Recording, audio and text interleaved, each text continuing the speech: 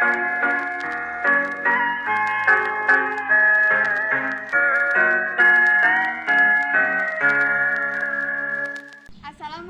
warahmatullahi wabarakatuh. Perkenalkan kami dari kelompok 5. Nama saya Muhiro Arahab, saya sebagai kelingking. Saya Nita Melawati sebagai Mama Kelingking. Saya Dwi Amandesya Putri sebagai editor. Saya Intan Nabila sebagai Nenek Gergasi. Saya Humairotun Nisa Tampokolan sebagai moderator. Saya Putra Asmara Sibuan sebagai ayah kelingking. Dahulu kala ada sepasang suami istri yang tinggal di sebuah dusun kecil. Meski sudah tua, mereka belum dikaruniai anak. Siang malam mereka berdoa agar dikaruniai seorang anak. Tuhan, kami sudah lama menikah tapi belum juga diberikan seorang keturunan. Berikanlah kami seorang anak ya Tuhan, walaupun hanya sebesar jari kelingking.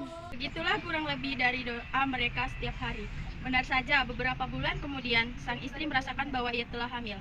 Akan tetapi suaminya menyaksikan hal tersebut. Karena sang istri dirasa sudah cukup berumur, terlebih lagi tidak ada tanda-tanda kehamilan yang terlihat. Bahkan perut sang istri masih terlihat rata sama seperti sebelumnya. Walaupun demikian, istrinya tetap bersikeras kalau ia hamil. Perasaan sebagai wanita yang mengatakan hal tersebut. Sang istri juga merasakan kalau di dalam perutnya memang seperti ada sesuatu yang sedang bergerak-gerak. Mengapa kamu tidak percaya kalau aku hamil? Bukankah dulu kita pernah berdoa untuk memberikan seorang anak, walaupun sekecil kelingking? Jadi pengenalku belum terlalu buncit. Kata sang istri mencoba meyakinkan. Ya mungkin saja kamu benar. Mungkin saja kehamilanmu tidak terlihat karena mungkin saja anak kita hanya sebesar jari kelingking. Pasrah sang suami yang masih meragukan kehamilan istrinya. Tidak terasa 9 bulan telah berlalu. Sang istri kemudian melahirkan seorang anak laki-laki yang besarnya hanya sejari kelingking.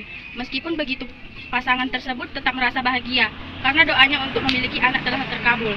Suami istri ini kemudian menamai anaknya si kelingking. Sesuai dengan ukuran tubuhnya yang kecil, mereka merawat dan membesarkan anak laki-lakinya itu dengan penuh kasih sayang. Hari berganti hari dan tahun berganti tahun. Si kelingking kini telah menjadi seorang pemuda meskipun tubuhnya masih tetap kecil. Keadaan fisiknya tersebut tidak menjadikannya halangan. Walaupun hubungan tubuhnya kecil, si kelingking tetap bisa membantu kedua orang tuanya untuk melakukan pekerjaan sehari-hari. Pemuda itu juga tidak merasa rendah diri, karena memiliki fisik berbeda dari yang lain. Ia benar-benar menerimanya dengan ikhlas. Lagi pula si kelingking tahu bagaimana perjuangan kedua orang tuanya untuk bisa mendapatkan dirinya. Hingga pada suatu hari, negeri Jambi kedatangan seorang perusuh bernama Nenek Gergasi. Konon wanita tua ini adalah hantu pemakan apa saja yang memiliki detak jantung termasuk manusia. Hal tersebut tentu saja membuat para warga merasa resah. Orang-orang tidak ada yang berani keluar karena takut dimakan oleh Nenek Gergasi. Karena keadaan menjadi semakin genting, maka seluruh warga Jambi berinisiatif untuk mengungsi. Anakku, cepatlah bersiap-siap. Kita harus pindah ke tempat yang lebih aman. Kata ayah si kelingking.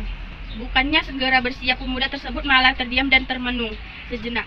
Melarikan diri seperti ini bukanlah cara yang tepat. Kalau ingin aman, maka nenek itulah yang seharusnya diusir. Begitulah batinnya dalam hati. Sepertinya aku tidak akan ikut mengungsi.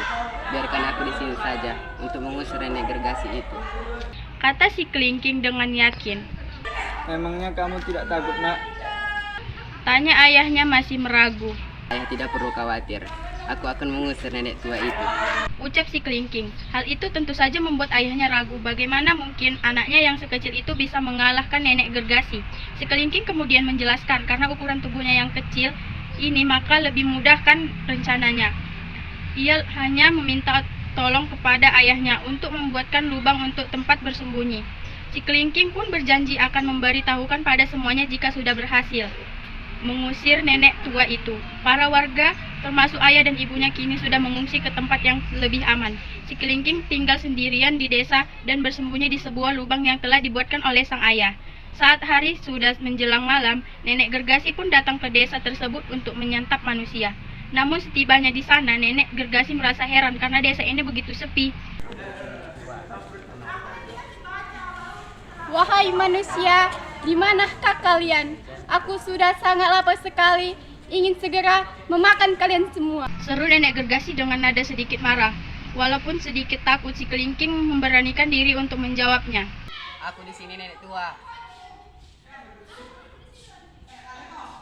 Nenek tua tersebut selimukan mencari sumber suara, tetapi tidak kunjung menemukan sosok si kelingking itu.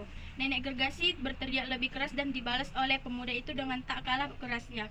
wanita ini mulai ketakutan. Ia mengira ada orang sakti yang akan memusnahkannya. Selang beberapa detik kemudian, kelingking pun berkata, Kemarilah Nek, aku juga lapar sekali. Dengan memakan dagingmu saja sudah cukup membuatku kenyang. Mendengar perkataan tersebut tentu saja membuat Nenek Gergasi berlari ketakutan karena tidak memperhatikan jalan. Nenek Gergasi kemudian jatuh ke dalam jurang dan mati seketika. Setelah merasa semuanya aman, si kelingking keluar dari tempat persembunyiannya. Ia kemudian pergi menemui orang tuanya untuk menyampaikan kabar baik ini. Setelah itu, warga desa berbondong-bondong untuk kembali ke rumah masing-masing. Setelah Nenek Gergasi musnah, kehidupan para warga kini kembali normal. Mereka sudah tidak takut lagi untuk melakukan aktivitas sehari-hari. Orang-orang juga sangat berterima kasih kepada si kelingking karena berani mengusir nenek pengganggu itu. Mudah-mudahan terima kasih ya kelingking sudah menyelamatkan kami semua dari nenek Gergasi. Pesan moral, kondisi tubuh sebaiknya tidak menghalangi orang untuk berani dan berbuat baik karena niscaya akan mendapat upah yang setimpal.